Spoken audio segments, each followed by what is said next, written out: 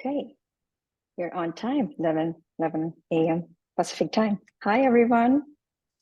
Thank you for joining. And we are excited to invite you to the FCC Task Force 13th webinar series. I can't believe we are already in 13. It's nice to see some familiar names and faces and also some new names. And welcome to the task force. I am Malati Balasundaram, neonatologist and FCC Task Force co-chair and moderator for this webinar, along with Morgan Kowalski as a family partner and FCC Task Force program manager, and Bob Chico is a retired neonatologist and FCC Task Force Executive Council member and small group leader. Next slide, Morgan. So we dedicate our webinar to Executive Council family partner, our speaker, family partner, NICU child, our NICU children. This webinar is dedicated to Max, one of our speakers, Molly's son. And yesterday was the 11th anniversary of his homecoming from the NICU. Here are his pictures from when he was in the NICU and now. Thanks for sharing, Molly. Next slide. We are partnering with several esteemed organizations which are listed here, and we want to welcome Hand to Hold, Grams Foundation, and the National Perinatal Association. Thank you for supporting our mission of helping centers implement FCC practices. Next slide. And thank you for our sponsors' support. Rickett Mead Johnson supports our educational activities such as webinars and quarterly newsletter. Their motto is protect, heal, and nurture in the pursuit of a healthier world. Next slide. We're also thankful for our continued support of Draeger in 2024. Their motto is care for babies like never before. Next slide. FCC Task Force adapted the Next Society All-In Meeting guideline to break down the hierarchy in the healthcare system. We will introduce speakers using their first names. And if you have a questions, post in the chat or raise your hand and speak during the question and answer session. Next slide. This slide shows our core team, which includes 2 neonatologists and 2 family partners. And Colby and Kira cannot attend today's webinar due to other clinical and family commitment. Morgan is with me and will moderate the session. Next slide. So several family partners continue their commitment to FCC Task Force Executive Council. And thank you for being so supportive. And we can't do this without your help. Next slide. We have several interdisciplinary healthcare partners in our Executive Council who have multiple roles, such as small group leaders, partner organization liaisons, QA mentors, and faculty advisor.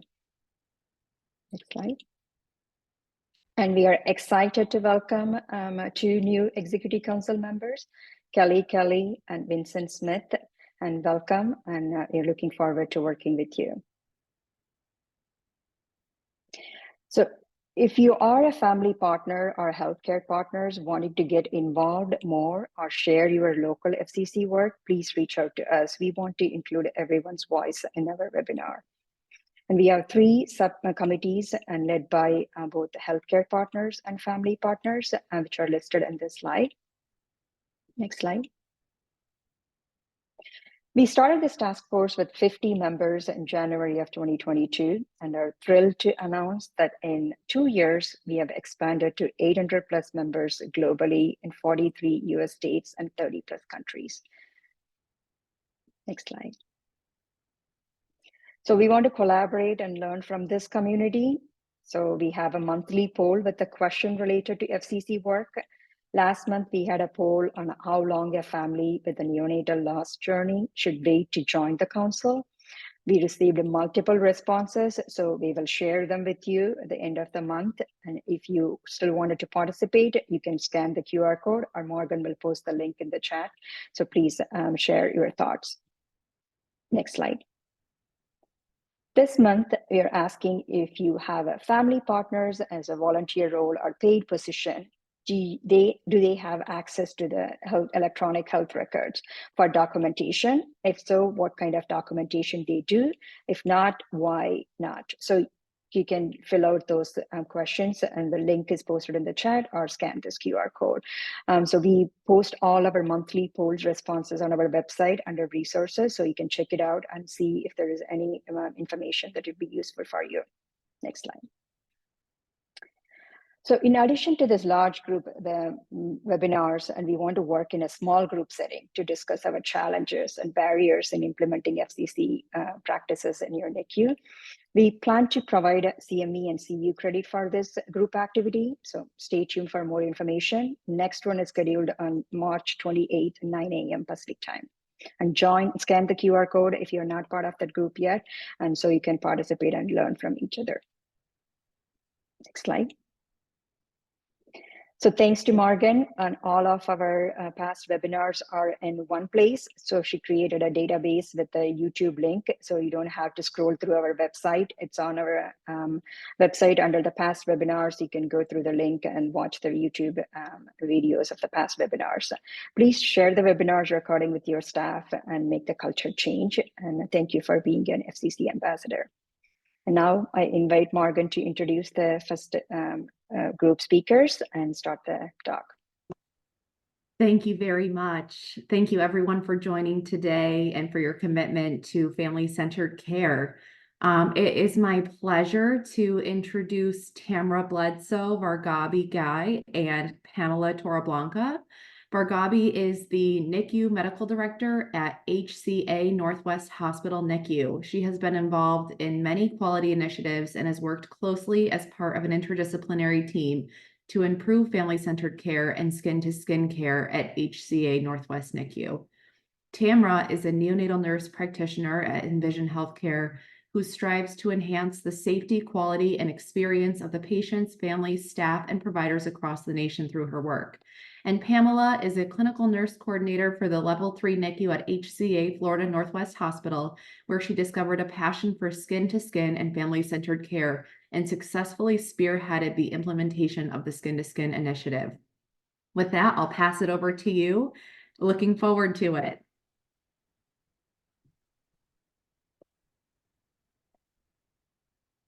Great. Can you hear me? I just want to make sure. Okay, perfect. So thank you so much, Morgan and Malathi. So my name is Vargabi, and I will be presenting along with Tamara and Pam, a quality improvement project that we did at HCA Northwest Hospital entitled Initiative to Improve Skin-to-Skin and Family-Centered Care in a Community Hospital NICU. Next slide, please. So the objectives of our talk will be to share our experience and our journey during this initiative of increasing skin-to-skin and implementing family-centered care in our NICU. Second, we want to share both our successful strategies and our less successful strategies. And third, really overall, we want to share the lessons that we learned so that NICUs that are similar to us can perhaps adopt some of our strategies and learn from our experience. Next slide. So here's a description of our NICU. We are the main pediatric service located in a medium-sized community hospital. We care for all gestational ages and have subspecialists available through telehealth. Overall, our NICU consists of 3 separate rooms. 2 of the rooms have an open bay concept and house a total of 11 beds. And the 3rd room is a special care nursery or a step down with 6 beds. Our average daily census is between 11 and 12.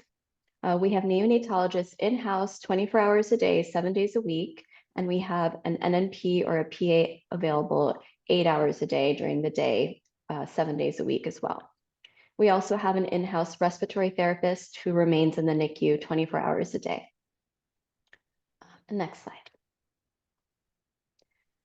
So here is a description of some of the problems we were facing in 2021 and 2022 in terms of family-centered care. So although we had a very strong desire to provide family-centered care to our families, We felt that we really could not do this because we had limited caregiver presence in the NICU. We really had minimal participation of parents on rounds, and overall, we felt that we had fairly low rates of skin to skin. Next slide. So when we really tried to break down why we were facing these problems, we identified several barriers. First, we were still in the COVID-19 pandemic. So because of various policies, there was limited caregiver presence at the bedside. In terms of our staffing, we had travelers that were coming through our unit, travelers that were nurses, doctors, and respiratory therapists. So it was hard to establish a consistent policy and culture around skin to skin. And third, it was harder for families to come to the NICU because of socioeconomic barriers that worsened during the pandemic, such as lack of childcare. In terms of our unit culture, we had no official skin-to-skin policy that we could reference or use to be consistent, and therefore there was a lot of practice variation in offering skin-to-skin care. While some nurses and physicians were comfortable with skin-to-skin for more complex patients, such as those with umbilical lines or those who were intubated, others were really unsure if it was safe or not. Many were not comfortable because we had not had any education or training on how to perform skin-to-skin with more complex patients. There was also concern about the safety of skin-to-skin in certain situations because of a fear of healthcare-acquired infections, such as MRSA. Also, at times, our space could be a barrier. So our NICU, especially in times of high census, there was limited space for parents to do skin-to-skin privately, and we would sometimes not have enough reclining chairs to offer. Lastly, we did not have a uniform way of securing infants when they did skin-to-skin with their parents for long periods of time. Next slide, please. Can you hear me? Yes. Okay, great. So here's an example of the fears and anxieties that our staff had. I have some quotes like, we were not sure if it was safe to do skin to skin for our micropreemies, afraid that the patients who were intubated would extubate during skin to skin care. That was a big fear for the nurses. We thought that babies were more likely to have events or become hypothermic while doing skin to skin care, especially the really little ones. We thought that we wouldn't interrupt the baby's sleep to perform, that we shouldn't interrupt the baby's sleep to perform skin to skin care. And they were concerned about the risk of IVH while performing skin to skin care, and just all in all, just a lot of anxiety that we were doing something that would harm the babies. Next slide, please. And here's a case to exemplify the barriers we encountered and the effect on the family. We had a 24-week baby admitted into the NICU. He was intubated and had umbilical lines at the time. We didn't offer skin to skin because of these disqualifiers. Hand hugs weren't something we were teaching parents yet. And the baby was really small, but he was stable until 5 days of life. And he suddenly decompensated on day 5. The baby passed away within 5 hours of becoming ill, and mommy was not present in the NICU. So she was never really able to touch or hold her baby until the baby had already passed. So that was really rough. Next slide, please.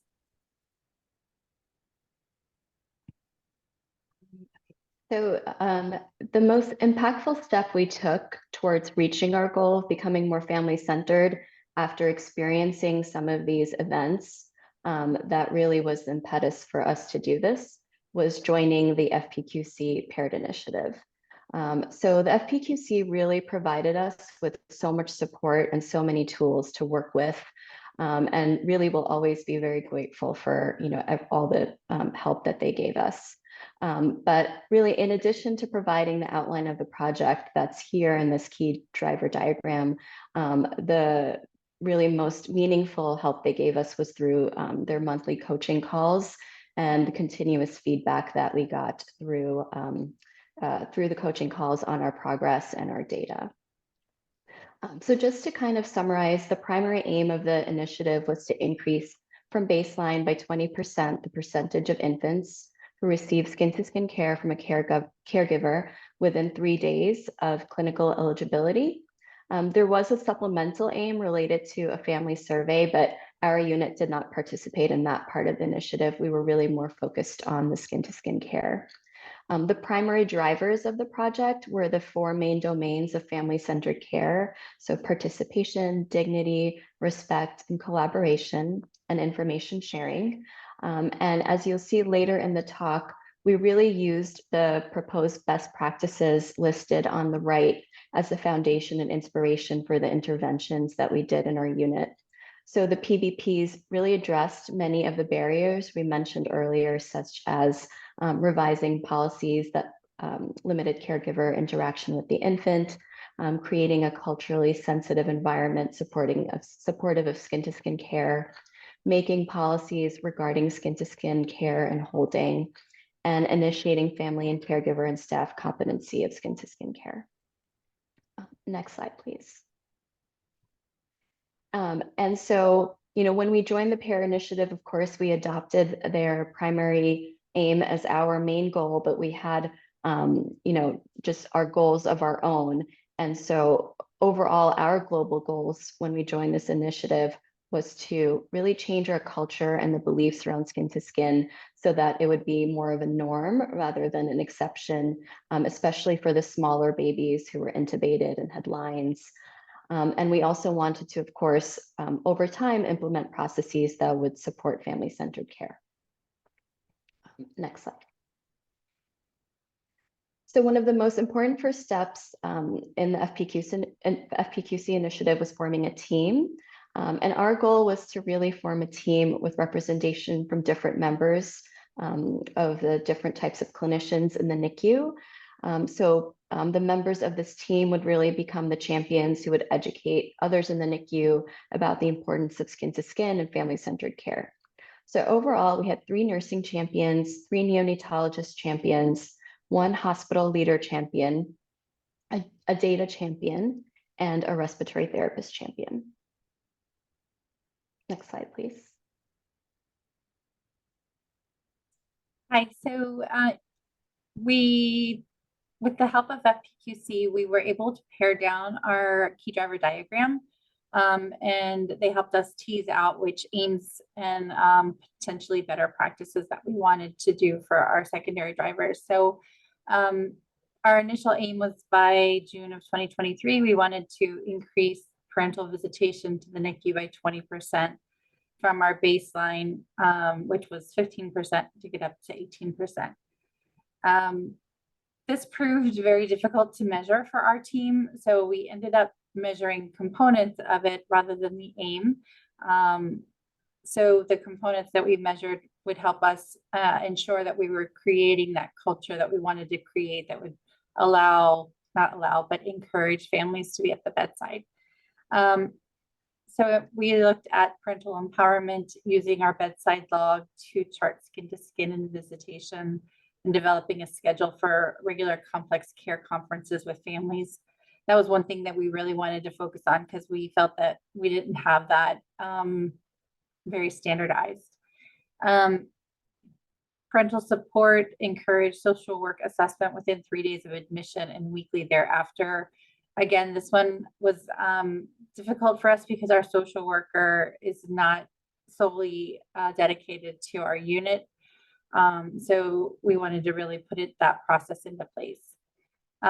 Ensure that each mother has access to hospital grade breast pumps at home, and engage parents in a support group, whether that be virtual, in-person, hospital specific, or NICU support. The family-centered care experience, we wanted to increase our skin-to-skin care and our hand hug rates, which was the main driver of our paired initiative through FPQC. So this part was our secondary.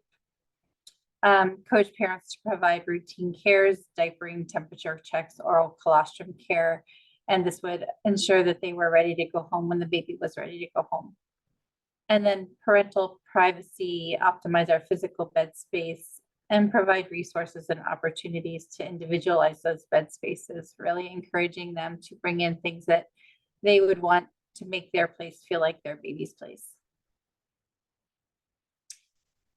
Next slide.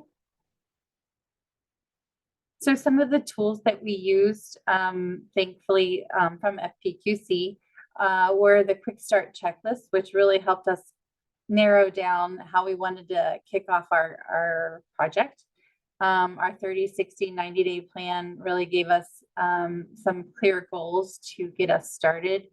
And then the skin to skin care log was what we gave to the parents to document their time in the NICU and ensure that we were able to capture that. Next slide. So as Tamara mentioned, we had lots of great ideas that came from both our participation in the Paired Initiative, our champions, and our staff at the beginning of this initiative. You know, at the end, ultimately, we focused mainly on ongoing education for both the staff and our caregivers, because we felt that ongoing education was a very powerful intervention in terms of empowering both our staff and our parents.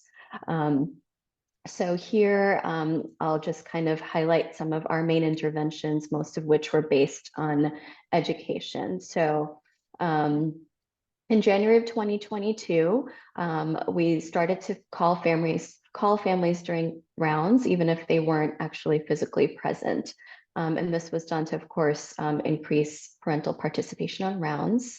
In terms of one of our main educational interventions in February of 2022, we started to plan scenarios for SIMS in terms of small babies or babies that were more critical that would be good candidates for skin to skin.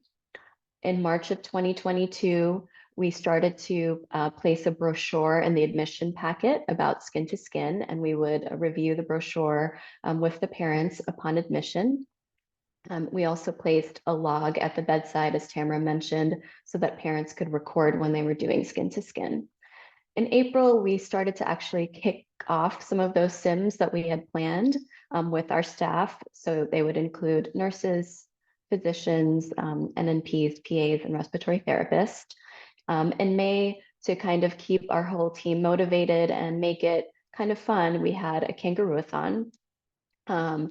In June of 2022, we started to offer our parents a flyer to receive support through Hand to Hold, because we did not have our own family support group. In August of 2022, we adopted a skin to skin policy that was made official in our unit. In September of 2022, we started to offer in-services on the skin to skin policy, so more education for our staff. In October of 2022, to empower our parents again, we hung up signs throughout the NICU in the 3 major languages of our patients, which are English, Spanish, and Creole, reminding them to ask to do skin to skin. And then at the end of the initiative, to kind of celebrate and keep everyone motivated, we had another kangaroo-a-thon. Next slide, please. So our simulations really focused on taking that fear that the staff were feeling and turning it into confidence. Our first simulation example that we used were transferring intubated patients with the RN and an RT and having the parent in the seat. After we got everybody comfortable with that, we transitioned to standing transfers where the parent would stand and the RN and the RT would just ensure that the lines, tubes, airways all were maintained during the transfer, and ensuring that the parent felt confident in sitting down with the baby in their arms.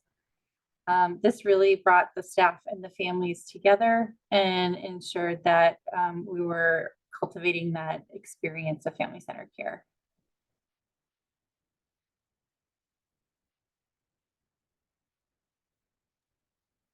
So this is our brochure that we worked with HCA to put together, just to make sure to start giving to the parents for them to be more familiar and hopefully answer a lot of the questions that they had with skin to skin care, in addition to us giving them education and answering all their questions over and over, so they would feel comfortable asking for skin to skin care and know the importance of it. Next slide, please. This is the skin to skin policy that we worked on together during the initiative. As you see, there's an exclusion list that we worked together with the feedback from the nurses. The nurses was a big part of putting this together, because they came up with a lot of the questions to, make it into the exclusion list. So for instance, during the first 72 hours neuroprotection bundle, where they have to be pretty much horizontal and midline at all times, then we don't do skin to skin other than hand hugs. If the infant has humidity in the isolate, then we would limit that to 1 hour per day. The infants requiring therapeutic hypothermia don't qualify. Surgical neck or necrotizing enterocolitis. Hypotension with the use of vasopressors. If they have a chest tube in place.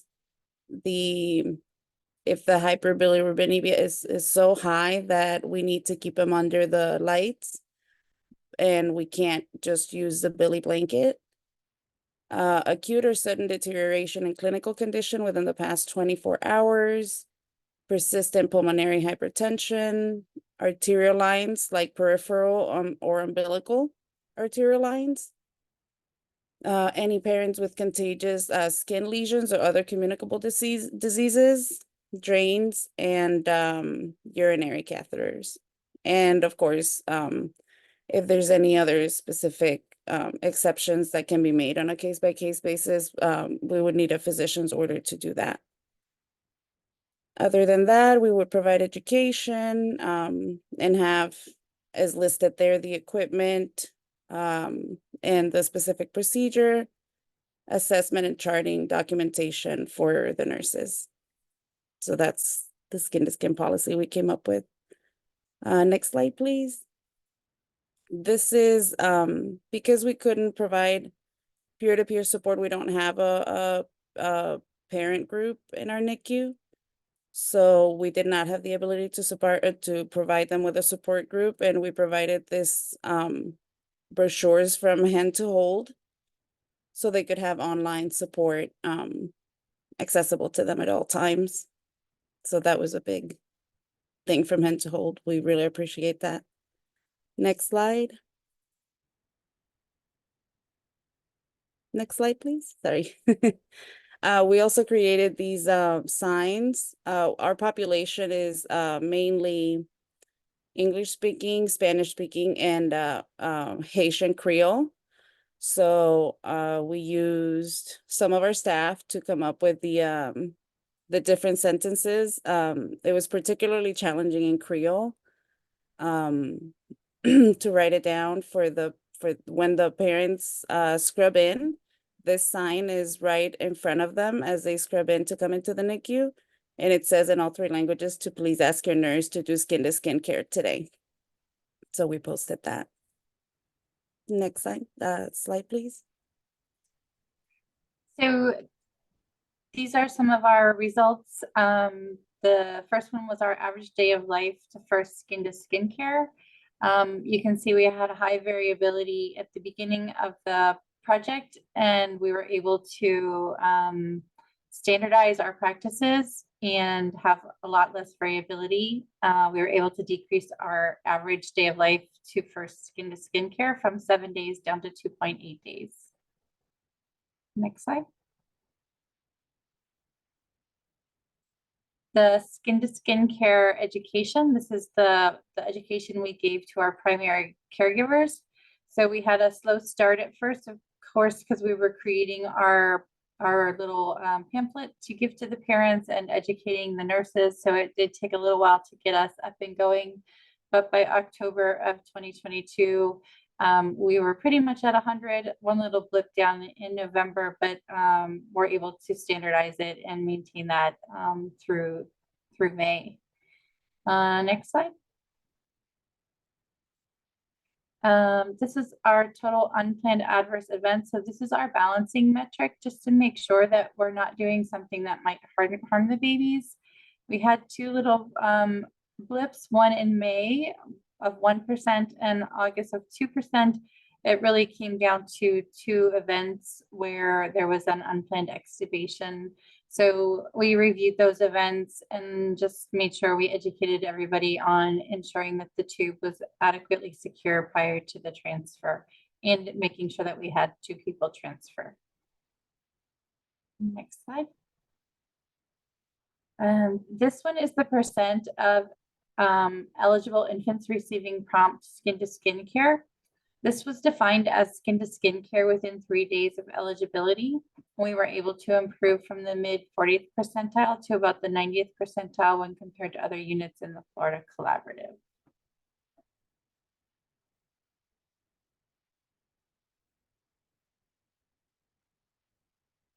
So this is our an example of our second case. Mommy came in every day and night on our baby. This was a very small baby, a micro preemie.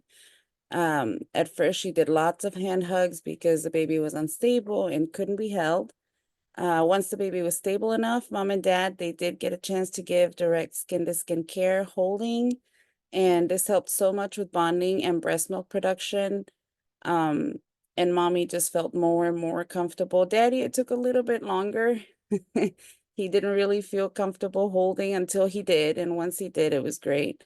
It helped the baby to grow and be weaned off respiratory support right on target. The only thing that prolonged his stay was bottle feeding. He just had a little trouble with that. Mom kept producing lots of ABM until after he went home. So they went home on breast milk, right on target. It was like the ideal case. So we were very, very happy with his outcome. Next slide, please.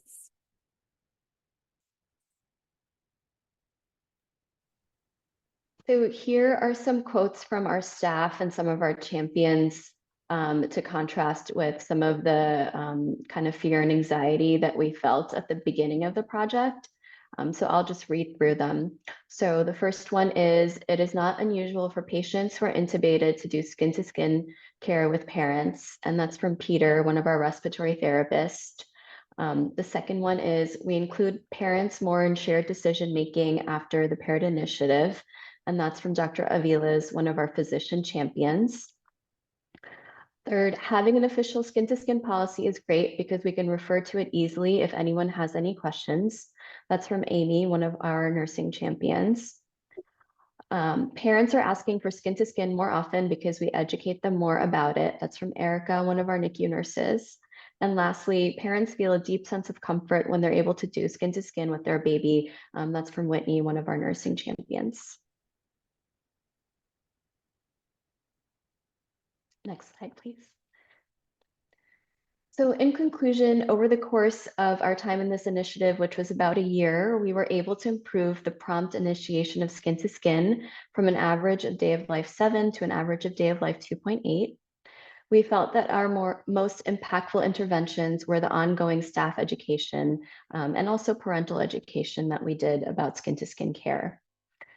Towards the end of the initiative, the staff felt that they were more educated about skin-to-skin care and felt more comfortable offering it to patients who were more critical.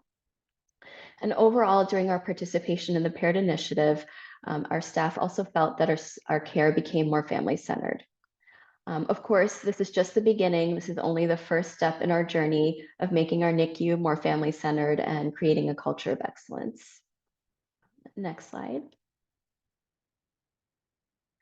Thank you. So of course, we do have future plans. We love our kangaroo-thons, so we plan to do those pretty regularly during the course of the year.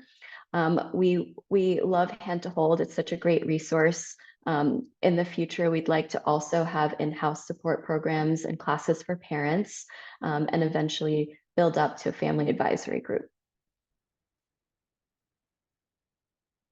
Next slide. We just wanted to kind of give our thanks for everybody who supported us during our time in this initiative. So of course, FPQC, Sue was one of our coaches and was very influential with all of the advice that she gave our team. Laylis was one of our family coaches. Her name, I think, accidentally got deleted from here, but she was very impactful as well. Of course, the FCC Task Force for giving us this opportunity, all of the Paired Initiative champions at HCA Northwest, and most importantly, our patients and their families. And that's it. Thank you. Thank you so much. We have questions coming into the chat. How did you get senior leadership buy-in to collaborate with Hand to Hold?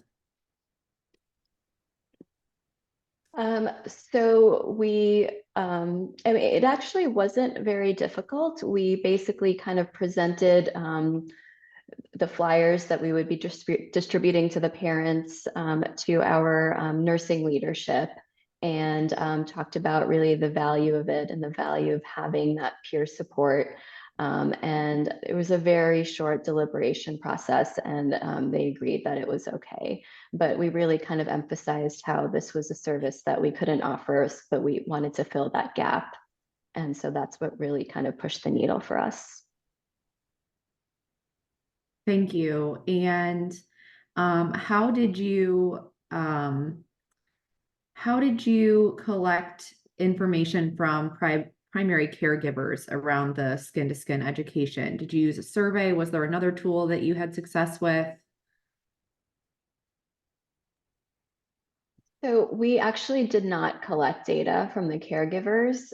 We collected, of course, feedback from our nurses or physicians or RTs. We didn't officially collect feedback from our parents, but that's something that we'd like to do, of course, in the future. Yeah, Awesome. we had some trouble, with getting the right type of form for collecting that data. And some of our other data collection, it was a little clunky with the types of documentation we were doing. And the third thing that really was difficult to overcome was the parents' document, actually doing the documentation. They would forget to do it. So when you would look at the nursing documentation versus the parent documentation, they were so excited to come in and do the skin-to-skin care, and then they had to run out because they were having to go pick up their other kids. So that stuff got left behind, but that was okay. It's unanimous in the chat that everyone is feeling really excited about the way that you're empowering parents to advocate for themselves and their babies when it comes to skin care. We would unanimously like for you to share your skin policy, please. And then also, sorry, there we have another question. Did you have the family and staff fill out the skin logs together? We did. We tried. We really were empowering parents and encouraging them and reminding them to fill out the skin log, but honestly, they forgot more than half the time. They didn't. We actually had family, not everybody, but some of them did complain that it felt like work or like homework that they were given. So for them, we would have the nurse fill it out instead, and they weren't very compliant with it. They were not very excited to fill out the log. We thought that it might feel like, something they got to do, something they got to check off, and we tried to make them excited about it, but all in all, that did not work out that way. They didn't like it that much. One of those preference things, right? Any other questions? As far as the skin to skin policy, I will try, I'll just have to run it by my director and then I can share it. If you can just send me an email and then somebody else can, like in the FCC, maybe can send it to Pass everybody. it out. Absolutely. Thank you so much, Pamela. You're welcome. Thank you all so much for the important work that you've done. This is truly game changing. And I hope that you feel that you're really making a difference in the lives of the families and the babies that you're serving. I'm going to go ahead and pass it over to Dr. Bob Chico. He's going to introduce our next speaker. So I'm going to stop sharing my screen so that Emily, you can share. Thanks. I'm going to try and do that now. A lot of technical pressure. I know the timing is always a little anxiety inducing. Well, if it doesn't work, I know you're my backup. Quick second.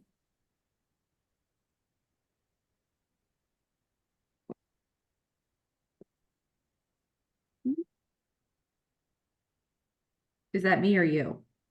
I think that's me. I'm just going to share. I have two screens, so it just takes a minute. Okay. Can you see the slides? Ta-da. Yes. There they are. All right. Okay. This is moving very slowly. I'll be quiet. Sorry, Bob. Hi. Hi, everyone. My name is Bob Chico, and I have to tell you, I'm really excited to actually present our team here from Beth Israel Deaconess in Boston. I'll just go down the list here because then I want to do it together because they are truly a team. Okay. First, we have Molly Fraust-Wylie, who's a parent and the NICU family program manager at Beth Israel. Molly has been in this position and really has been a force within the nursery to provide a parent voice and assuring that families get an experience that really has a family perspective to it. Kathy Tolland is the NICU nursing director at Beth Israel, has been involved in family-centered care and quality improvement projects within the NICU for a long time, has a lot of projects, many of which are focused on provision of family-centered care. And finally, Emily Whitesel is a neonatologist at Beth Israel, whose primary academic focus has been family engagement, recognizing the importance of families in the nursery, and doing it through quality assurance. I have actually had the honor of working with both Molly and Emily as small group leaders over the last year or two, and can really attest to not only the work that they do, but the passion with which they go about making sure that ideas get transformed into reality, which is what we're going to talk about today, because we all experience this where we have all these great ideas and we just don't know how to bring them to actually action. And they have been successful in doing this with this team approach at Beth Israel. And with that, I will turn it over to whoever's going first. Thank you, Bob, for that wonderful introduction. We're thrilled to be here sharing the work that we're doing to integrate families into more of the care at the bedside. And I also just wanted to say thank you so much for dedicating this webinar to my son, Max. It's pretty wild that I can say 11 years ago in my wildest dreams, I never would have imagined that I would be here doing this. So I feel really lucky and grateful. There's not a lot of silver linings to a NICU experience, but this is surely one of them. So thank you all. Kathy, Emily, and I are going to be talking about our unit and the work that we've been doing over the course of many years to increase, our family involvement and to educate our staff. Next slide. We have, it's just going to say, we don't have anything to disclose. Emily, you want to share in the slideshow? It's showing as a presenter view.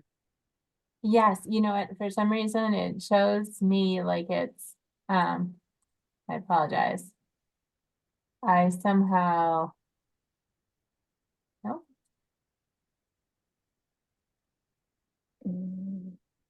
I somehow see it in the, If you guys are okay, I'm fine, but I just wanted to let you know it's showing as a presenter view. Emily, you just have to switch your monitors and then it should go to normal. okay, got it. Thank you, Vincent. Thanks, Vincent. Yeah, DMC, you know I got your back. You know what, do you just want to do it then, Morgan? Sure. I don't wanna mess it up. Yeah, go ahead and stop Stop sharing sharing. and I'll jump on. All Just right, wanna no check big that I have deal. no issues. Okay, Let's here see. we go. Teamwork here too. Okay, I am gonna share. Here we go. Let me just get down to your presentation. Of course, I X'd out of this.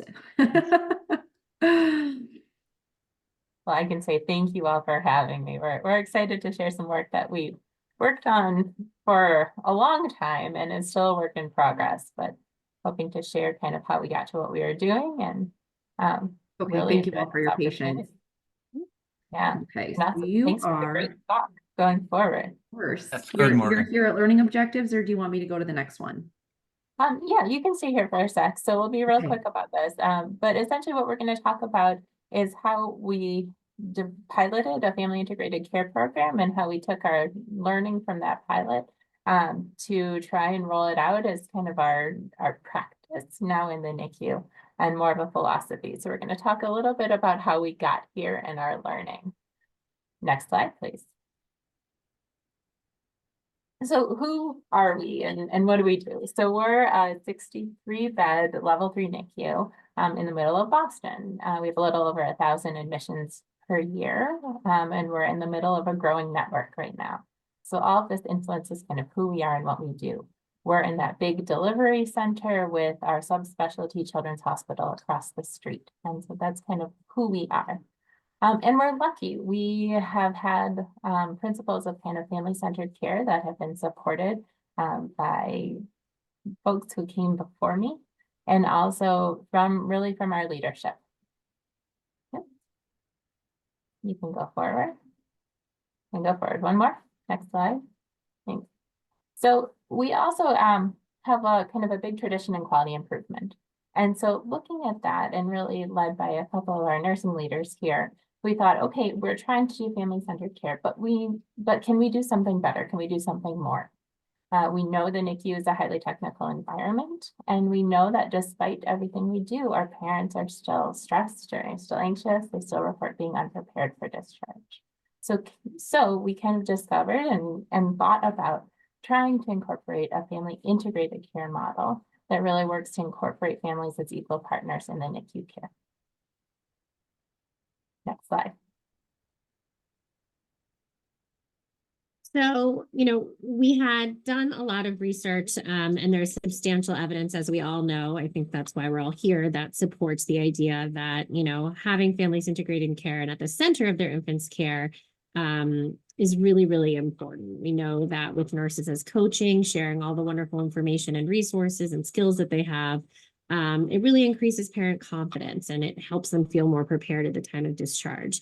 We know that, caregiver stress and anxiety are super high. Everyone in the NICU is in crisis. Sometimes, it's not even just the baby that's the only thing going on in a family. So giving them the opportunity to be more involved really can help build and can reduce those stressors for them. It increases the relationship and communication with your medical team. We know that sort of trust and relationship building is really important.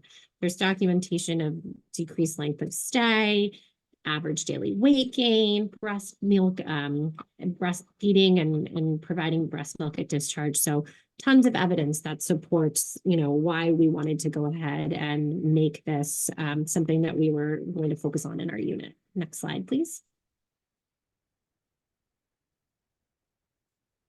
So we set some goals for our team into what we wanted our care program to look like. So we really wanted to focus on fully integrating parents into the care team. we wanted to create a partnership, really, and a collaboration between parents and the nursing staff so that they were working together and sort of felt like a team with the goal of getting the baby home safely. We love the idea that nurses are coaches and educators, and we really wanted a program that would support the idea of parent-infant interactions that would help build this parent confidence and decrease that stress. We were fortunate enough to receive an innovation grant, and that helped us really build our initial pilot program. And it really helped us understand, what we were able to do and helped us establish this idea that we wanted to first start our pilot program in a special care nursery. And the other thing to highlight about that is that we were able to not only work in partnership, you can go to the next slide, with our care team, but we were also able, in addition to our sort of nursing partnership leads, we were able to have paid family partners, which I think is a really huge piece of this. So just quick shout out to some of our key team players. Jamie Perkins, one of our nurses, sort of was our nurse lead. We had two parents who were graduate families as our co-leads, Jamie Jameson Bull and Joanne Keith. So they shared their expertise and their knowledge and their experience with us. Myself and my coworker Marge, led from the family program manager, Kathy Tolland, really championed this and was so excited, to roll this out in our unit, and has continued to be so supportive and such a leader in this space, as well as Emily. So you can see here's some of our team excited about family integrated care. And here's just some pictures of the families, because that's why we do this, right? So here are the babies and their parents. Haley was Jamie's daughter, and August is Joanne's daughter, and we were thrilled to be able to center their voices and learn from their lived experiences during our pilot phase. Next slide. All right. So a little bit about our program development. So as Molly said, those were our two family partners. And so with them, and really Jamie Perkins, one of our nursing leads, we set about to create this program. And really, we learned a lot from groups in Canada, groups in Europe, but how it was going to work for us in our different setting was, we weren't sure. But we really used this. We wanted these family partners, and again, they were paid during this time, to work really on program development with the hopes of then we could make it sustainable once it was rolled out. So we created a toolkit kind of based on some of the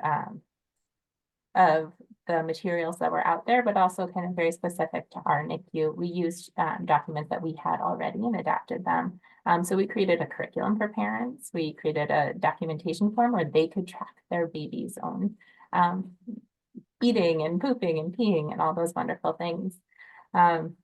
We created a guide so parents could present on rounds, and a skills checklist, a delineation between nursing and parent responsibilities. And because this was a pilot and we wanted a lot of feedback as we were going to change these things as we were learning about it, we did have somewhat of an enrollment form, right? We started in our special care nursery. We didn't start in our big NICU. We started with specifically level 2 babies. And so then the flip side of that is we did a lot of staff education, and we had some measures that we collected along the way. Next slide. So I'll show you some of our original documents, and then we're going to talk about how this has changed and evolved over time. So this was just some of our curriculum that we had, again, co-developed with our family leads. So we had a whole, like everything that you could think of, we wrote up something about. Morgan, next slide, please. And then we had caregiver skills checklists. So we had skills, and we found that some of these, the families had already learned throughout their NICU journey and course. We try to be hands-on with our families, but that also was an encouraging thing for them, because they felt like they could check things off and that they really knew so much. It proved how much they already knew about their baby and what they could do. So we have different tiers of this. This is just certain examples. There are a lot more things that our families could do, but we would have families even do things like connect their feeding and start the pump and stop the pump at the end. changed the linens, and we even had a family learn how to place their own NG tube during this time. So we had families that were really doing a lot of this hands-on care. Next slide. And then we had a whole introduction to the NICU and a NICU dictionary. And these are just, of course, a couple of examples, but it was available then in these binders that we created for our families. Next slide. And that's you, Mel. Yep. So our initial pilot was between June 2019 and February of 2020. What happened in March of 2020 that made us stop? I don't know. But our enrollment criteria for our program that we rolled out on special care, we wanted parents to participate in feedback sessions and sort of hear for them how it was going with all the different documents we were presenting to them in the binder. Initially we had asked them to keep this record with the skills checklist that Emily was referencing and all of the documentation. Our initial pilot, we had looked at some of the other programs that were happening at other units, and we had sort of established we would want parents to be at the bedside to do 2 care times, which roughly looked like 6 hours. We wanted parents to be part of medical rounds whenever possible, and we wanted them to be caring for the infant whenever they were present at the bedside. Next slide, please. So we're not going to spend a lot of time on this because I think, as you know, we did this very kind of deliberately. And so we started with just a couple of parents as we really kind of built what we were thinking, and we learned a whole lot as we were going about what was possible and what worked and what didn't with kind of this direct feedback. So as Molly said, something happened after February 2020. And so we really had gotten this pilot up and running, and then we stopped, and we had to stop for a while. And so kind of we did learn as we went back up. But the babies that we had enrolled at the time, they were 24 to 34 weekers, right? On average 30 weekers. And you can see kind of just a broad range. But again, these were all level 2 babies. So they needed to be maxed on kind of low flow therapy, primarily working on feeding. And next slide, please. And then this is really just a trend. Please don't take this as anything statistically relevant. But what we wanted to do is kind of compare our babies that were in our family integrated care pilot to the babies that were in the special care nursery around that time and that same age, in terms of how they were doing.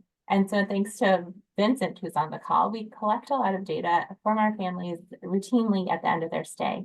So we have families kind of rate their own preparedness, and we have nurses rate their sense of the family's preparedness too on the day of discharge. And we also ask questions about kind of other readiness, and we do track breastfeeding. And so just, again, it gave us a sense that maybe there was a trend for our family integrated care group. There was more breastfeeding at discharge. And then the number of times where perhaps there was more breastfeeding within that breastfeeding group. Next slide, please. And any breast milk at discharge, again, not please, just a trend, but we saw that our families with the family integrated care had seemed to be having more breast milk at discharge. Next. Again, we ask these questions. How do the families feel about going home? Are they feeling emotionally ready? It would do a scale of 1 to 9, and 9 it feels very prepared, and 1 not at all prepared. And again, we see these trends with our family integrated care that at least we can say those families felt very prepared to go home. And next. And with that emotional preparedness, do they feel technically ready? And again, our family integrated care families seem to feel very ready for them. Next.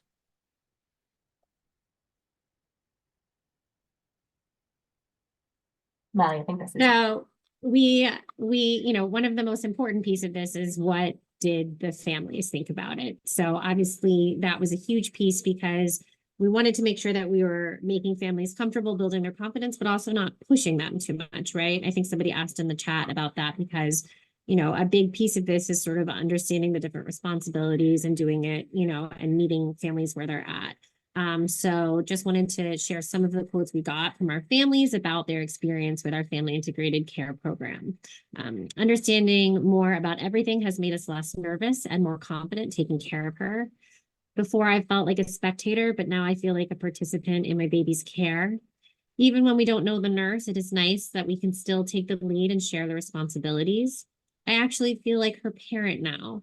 When we go to rounds, changes are being made because of the things we say. Now we know what to ask at rounds, and one that we talk about all the time. This program can give parents hope, a sense of empowerment, a sense of control, and very importantly, confidence. NICU nurses are superheroes here, but us moms like to feel like we wear a piece of the cape too. So as you can see, overwhelmingly positive feedback from our parents, because we really did, give them the opportunity to engage with our team and make them feel really much, they're the partner here. They're the parent. They're not just coming in as visitors. They're partnering with our care team, learning and building that confidence. Next slide, please. And so I think one of the overarching lessons that we learned that Kathy's going to talk a lot more about is just, it's not so much that family integrated care is a program. It's an approach to care, right? So we want to make sure that we're listening to the feedback that our parents gave and meeting them where they are. So, we found the binder documents that we had created, they were too much for some of our parents. They were too much for some of our staff. So, everybody learns differently and wants different access to information. So, having some binders around might be a helpful, solution to that, but not everybody needs to go through, sort of the rigorous paperwork. Some of the rounding prompts that we were providing for families were a little overwhelming for them. So our goal was to change this from, a program that people would sort of be enrolled in to a culture shift, right? And we, I think one of the most interesting things that we learned from this is that our inclusion criteria to be part of our quote program was actually exclusion criteria, right? It meant people couldn't do a lot of the things that we wanted them to do based on sort of arbitrary ideas of what being present meant. So one of the things that we really tried to emphasize as we changed our approach is that whenever a family comes in, no matter for what length of time, we can find something, we can find a way to integrate them into the care. And I think that was really like the light bulb shift in our culture for us. Unfortunately, we did have a surge in COVID, which put our program on pause. But Kathy is now going to talk about what came next and sort of all the wonderful work that she did with our staff. Thanks, Molly. I'm going to talk a bit about how we moved from pilot to standard of care and some of the changes we've made to our documents and to our education. So we did update our staff education to bring this into our level 3 area and just a broader group of people to have educated. We've changed some of our checklists and we've put them in the rooms so it's more visible and up for both families and staff to look at and kind of coordinate with. We've changed our rounding sheet, which I will show you all in a minute. And then My NICU is an application we use with families, and we will be continuously updating our information for family integrated care there also. Content has been added to our orientation and future skills days. I'm getting I lost the slide. There we go. Oh, great. Thank you. So this is our parent rounding guide. Oh, you can go to that one. That's okay. Thank you. So the parent rounding guide, this is new really. We've looked at it a few different times. It's out on our unit. It's just meant as a guide or a template for families to kind of give them an idea of what they're talking about at rounds, give them a comfort level, talk about their baby, what went well, what's the goals, what questions do I have? And then on the back, the team said, let's put about what is rounds all about and who participates. So we've identified who participates in rounds with families, and this is for families to use as a guide as they start to round with us in the unit. You can go to the next slide. These are the two guides that we now have up in the room. So that first one is caregiver responsibilities and nursing responsibilities. We go through different things like skin to skin, temperature taking, spells, monitors, bathing, feeding. And we're really talking about how can we work together here to take care of your baby. The second one is ways to engage in your baby's care. And this is meant to be used as a checklist with the clinician and the family, like, let's walk through, let's see what you can do for your baby today. What do you feel comfortable with? What do we have time for? And we walk right through the beginning of the admission, hand hugs, skin to skin, temperature taking. We go down to like warming up feeds, pulling up feeds, changing EKG leads when needed, And then we go all the way down to feeding, med and feeding teaching. And then we talk about, let's take your baby for a walk in the stroller around the unit. So those are the things we're walking through as we walk towards independence when folks leave. You can go to the next slide. We changed our staff education and created 3 modules, and we'll be doing some live sessions with folks in our next skills day. So we took our family integrated care information that we did from our pilot program. A literature review is done, and it really shows a lot of variability in family-centered care models, which I know you folks all know about.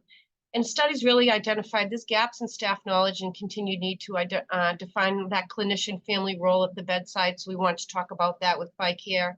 And then we also talked to staff about and did surveys around our pilot program. You can go to the next slide.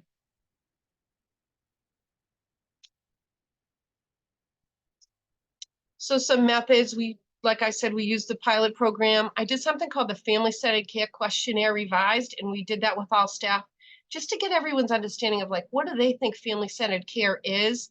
It gave us a nice view, especially during COVID. Like things had changed a little. How are we feeling about family-centered care and what we were providing? Once again, continued interviews, did education and some surveys. You can go to the next slide. So I'll just show you a little bit about our education that we've done with staff so far. When creating education, we found that the 3 modules that were going to be best to like present our information was going to be talking about what it's like to become a NICU parent. What is family-centered care? What do we do here at the BI to promote family-centered care? How is it like progress through the ages? And then what's our role with family integrated care? And we introduced family integrated care through all of these modules. And then our goal was for 75% of staff to complete the initial education. You can go to the next slide. I'll just give you an overview of some of the modules that we gave to staff. So this was really about becoming a NICU parent. You might recognize some of the people on this photo, for example, but we really talked a lot about, let's define like attachment and bonding. What does it look like to transition to parenthood in a NICU? And how do folks feel when they are experiencing this parenthood right here for the first time in the NICU, sometimes not for their first time? And we as staff, like, what's our involvement in that? And how can we engage families in their care and really work together as a team? You can go to the next slide.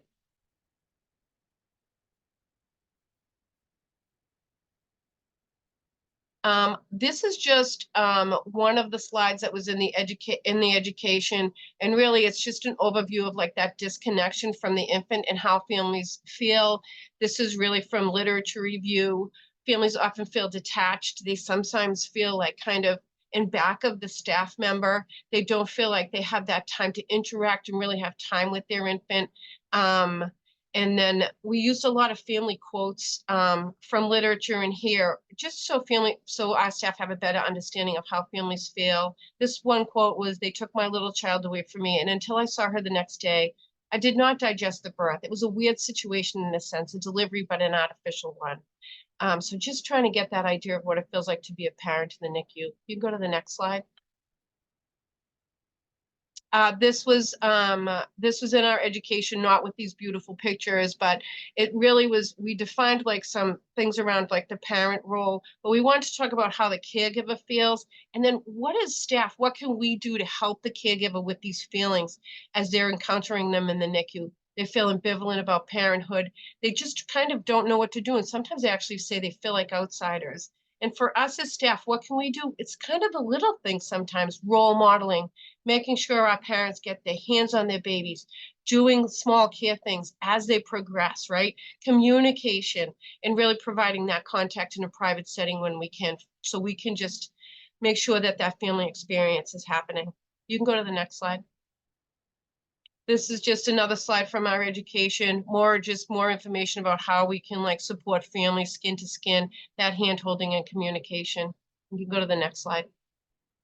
Module 2, we started talking more about family-centered care. What is it?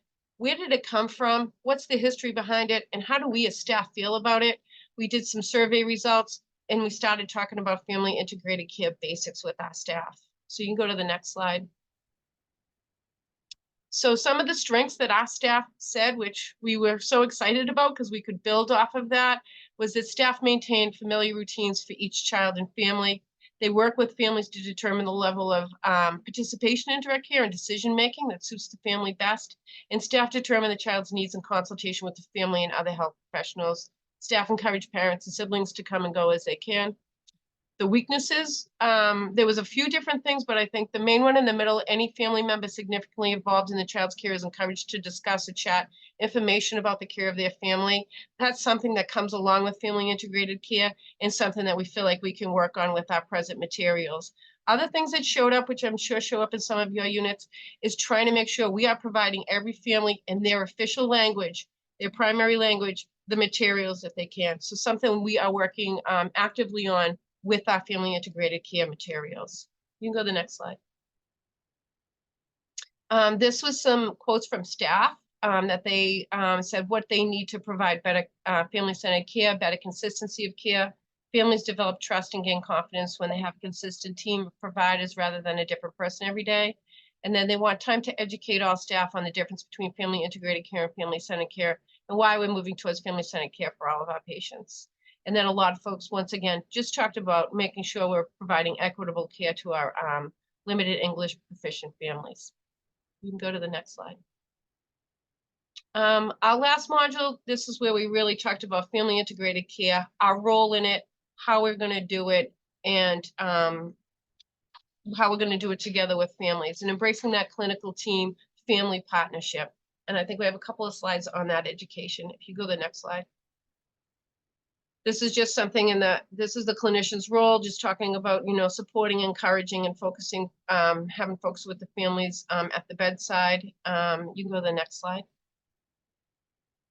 We did a whole bunch of slides on education on what's the myths around family integrated care and what's the truths, which I thought was so interesting. Some people thought they might lose their job, but they're not going to.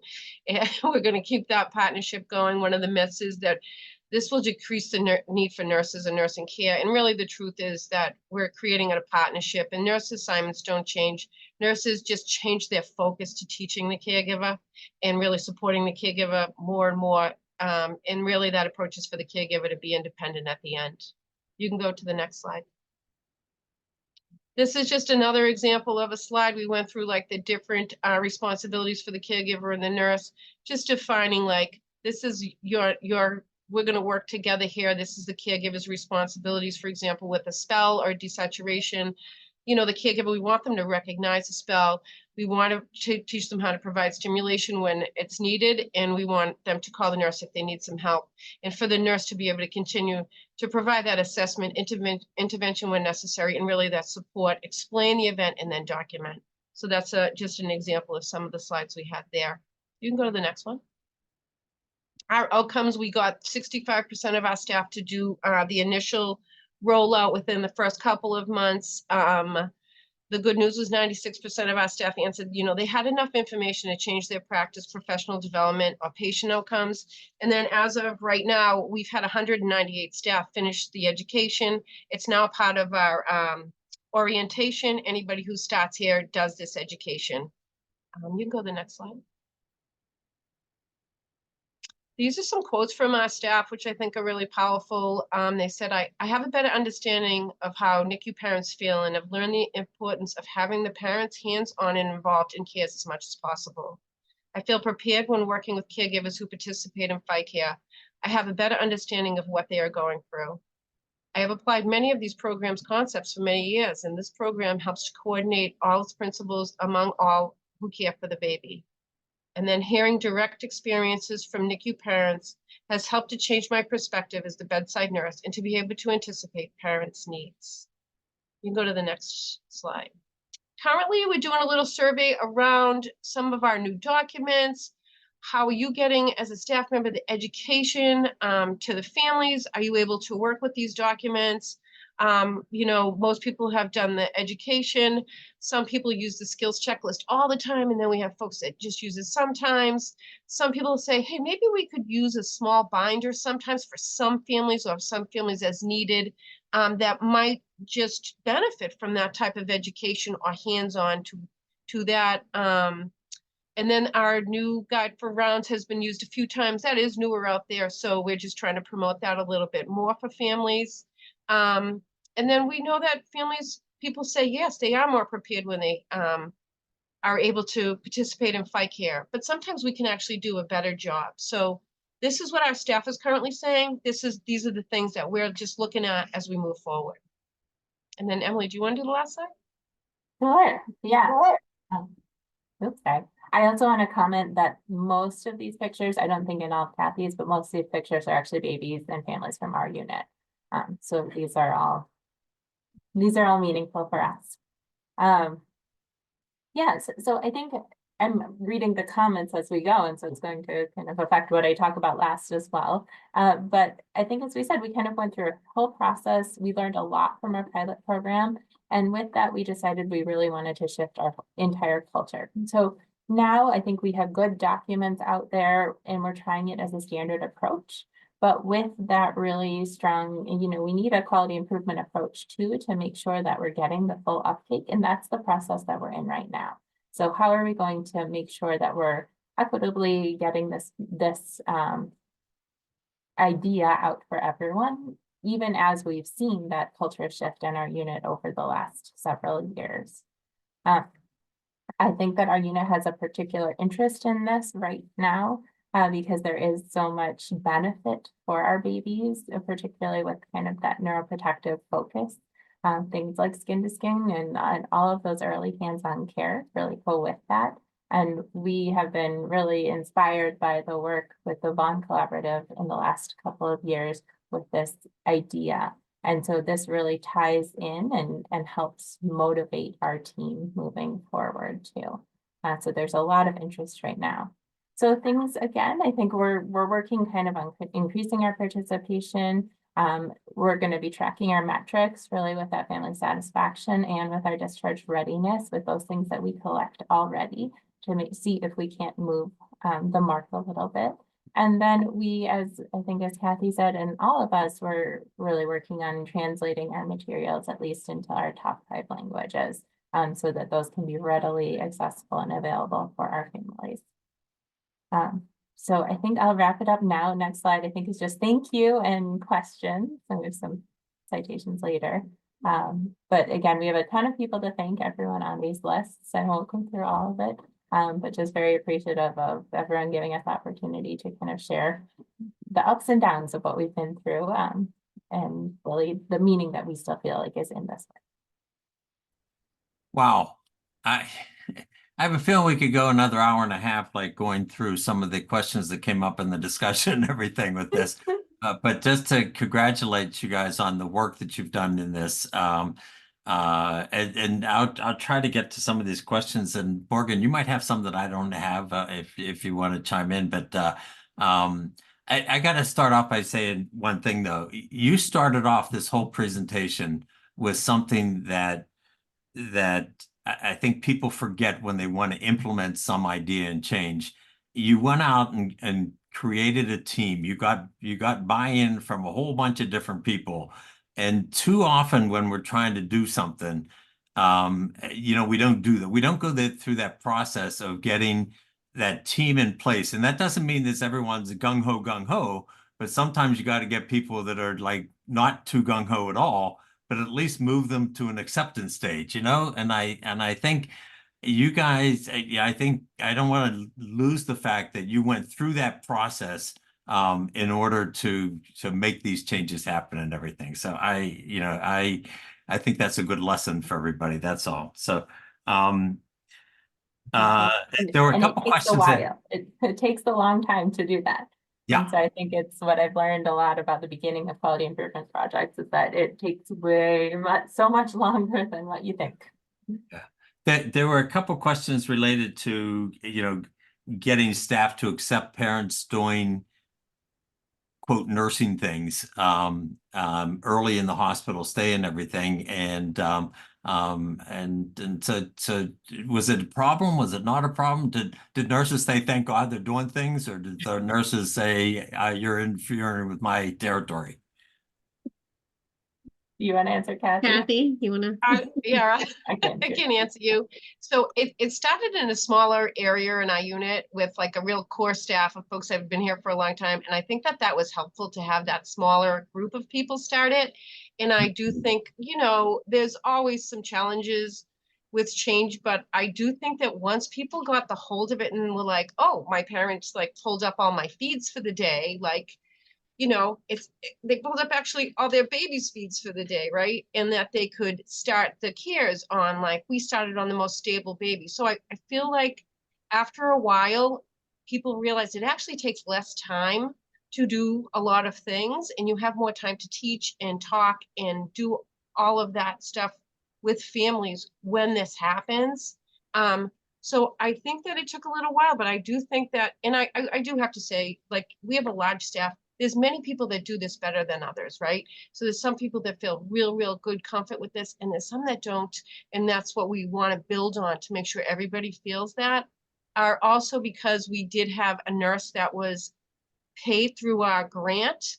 She really helped support that at each bedside. We do not have that anymore. Just a couple of people asked that question.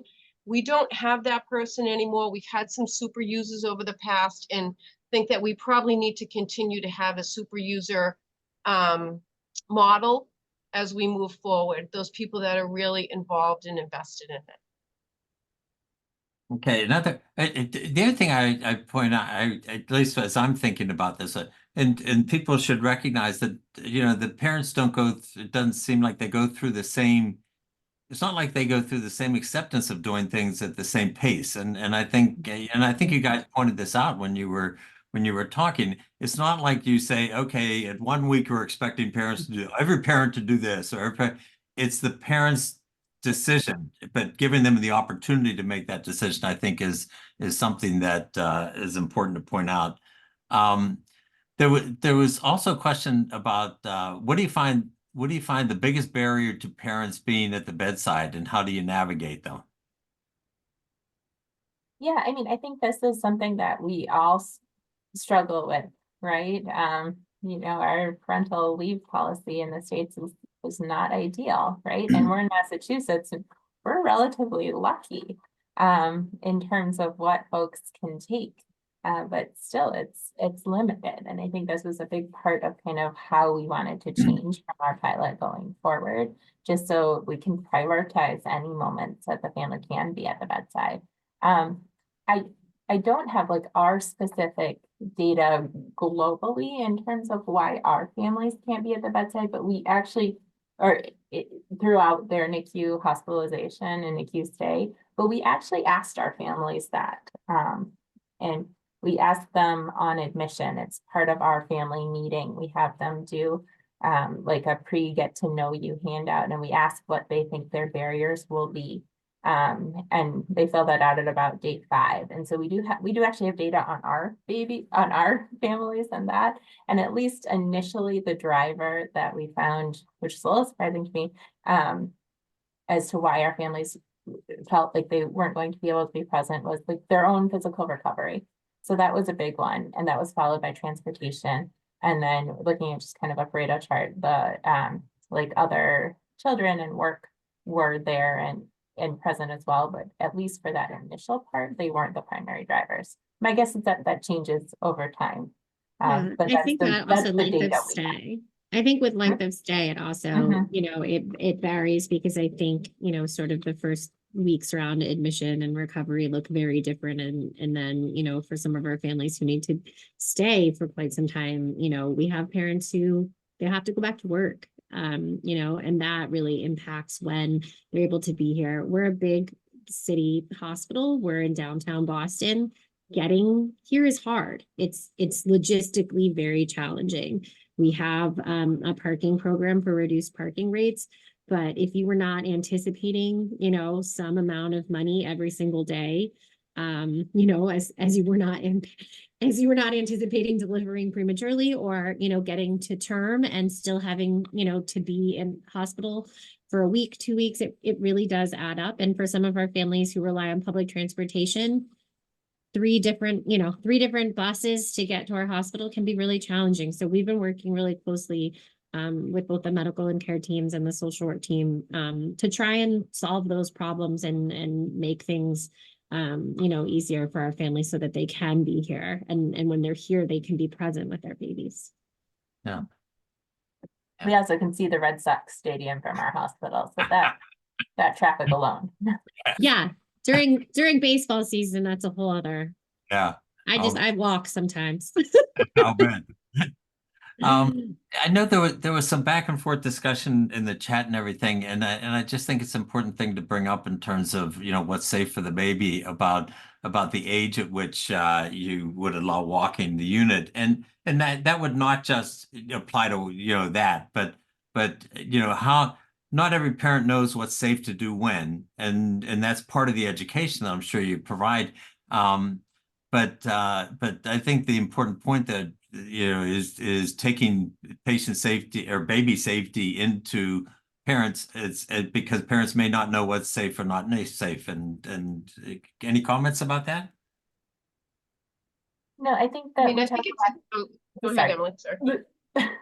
Go ahead. I was gonna say, I think it's a team decision and discussion with the family that like, hey, we think this can happen. And when you're here, if you want to get out of your room, we do have monitors that they can travel with. So they're almost not out of anyone's sight also.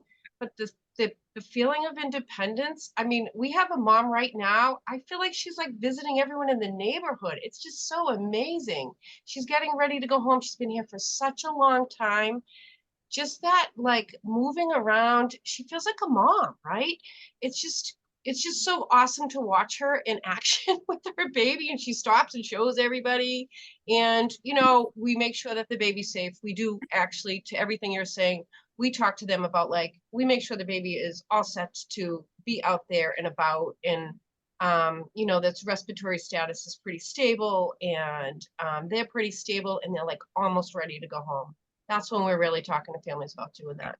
Yeah, and I think Kathy, I think you hit the nail on the head with this. That and we throw out the words team and individualized an awful lot, but the fact of the matter is that everyone has a role in making these decisions about when to do what, and I think that's the value of having a team and having the parent a part of that team.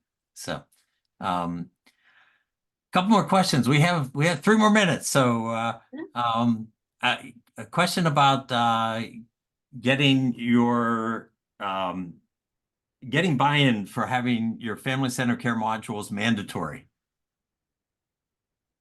Was it a big push or not? Well, we offered CEUs, so that was huge. That's always helpful when you can do that for staff. And I'm not going to say bribery was not involved. I will not say that. It may or may not have happened. There may have been some cookies brought for the unit after so many surveys were done. So I mean, but it was mandatory, so they did it, and we just had folks do it. Okay, I have this thing coming through the chat, but I do have one maybe the last question, but we'll see how we respond. So many people are bragging about the fact that they let parents come into rounds. All right. And then when you talk to the parents about it, and we all have experienced this, when you talk to the parents about it, they feel like a spectator not understanding 90% of what they hear. All right. But they were in rounds, and I'm curious as to whether or not, as parents become more active in their day-to-day care of the babies, whether or not what they bring to rounds is asked about and appreciated. Yeah, I mean, that could be for anyone, but for us, this is actually our next push. We just restructured our rounds a couple of months ago because they were going very long. And so now that it's a little bit under better control from kind of our perspective, I mean, and we've always offered and included families on rounds, and we will routinely call families if they're not present and they say they want to be called. Again, I don't know how much they get out of that, but that's their choice.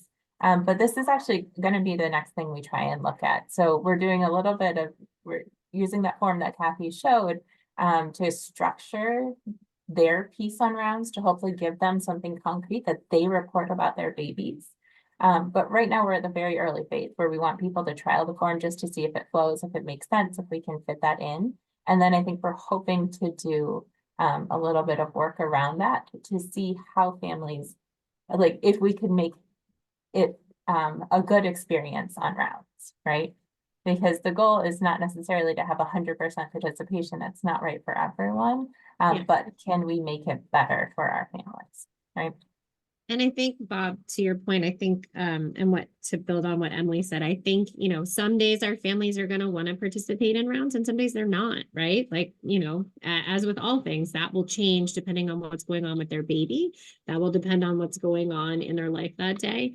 You know, so I think what we can do to sort of promote this culture is to make sure that they're being invited, to make sure that they feel like they have a choice, to make sure that they do feel like they have a voice, because I do think we all know that white coat syndrome is quite real and it can be very intimidating. You know, I think one of the reasons that we've chosen to, you know, revisit our round in our unit is because it's a lot for a family to approach a desk of so many people, you know, without feeling like they're an expert. But the fact of the matter is we are experts on our babies, right? So I think our team is working really hard to take a look at that and to make sure that parents feel like it's a choice, but also one that they're valued and appreciated when they do choose to join. Yeah, another one of those things that is individualized and should not have a value placed on whether you do it or don't do it, right? Exactly. I think it's easy to use the metric of how many families there are present on rounds. I don't think that's necessarily the right metric for this. Yeah. I wish we could continue this conversation all afternoon. This is really good stuff. This is exactly why these webinars are so special. Thank you so much to our speakers today.